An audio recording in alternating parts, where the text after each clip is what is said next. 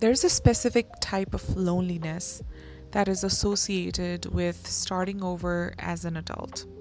Not the dramatic kind, but the quiet kind.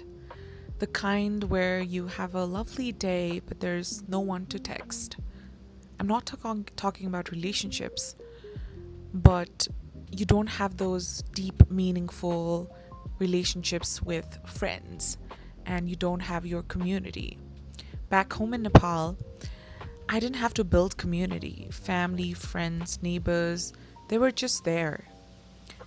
But after moving to the US, I had to intentionally learn how to find my people all over again.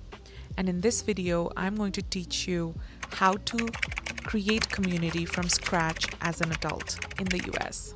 I didn't realize culture shapes friendship until I moved.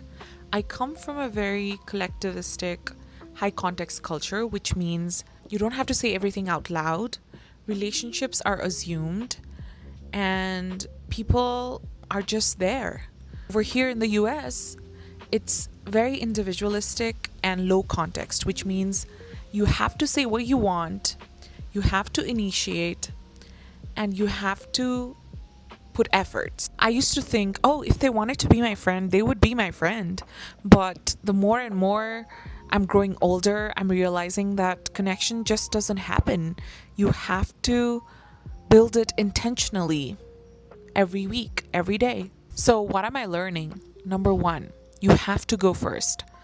I know it's the most uncomfortable thing, but you have to initiate. So, what I've started doing is if I meet someone who's really interesting and I really enjoyed the conversation with them, you can send a text by saying something like, hey, I really enjoyed the conversation, want to grab coffee? You'll be surprised to know how many people will say yes. And, people are just longing for connection and sometimes assume the other person to make the first move first. So, why don't you be that person? Number two, just like any other relationship, friendship needs repetition, not just chemistry. Instead of meeting 10 new people, focus on just one or two and meet them again and again and again. You won't know the other person in like a few meetings and, make judgment about them. So give each other time, space to, actually spend time with each other.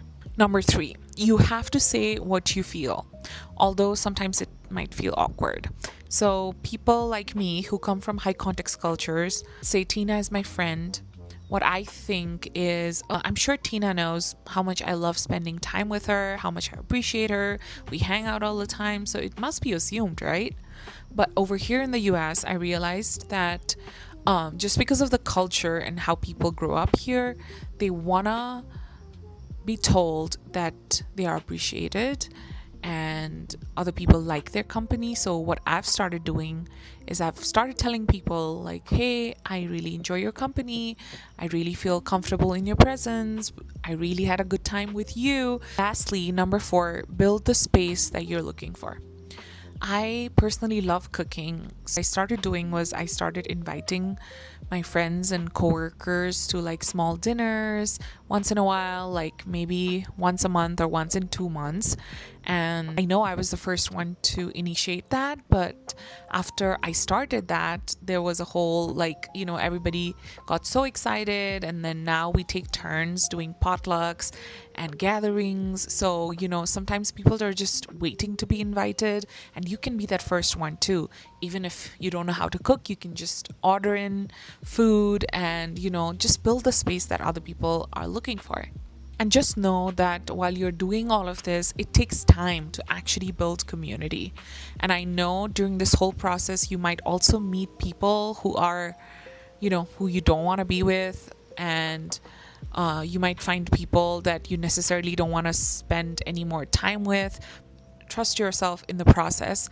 And if you commit to it and if you meet the right people, then it will be the most fulfilling experience of your life. So go out there and initiate. Thank you so much for watching this video and follow my channel for more content like this. Bye.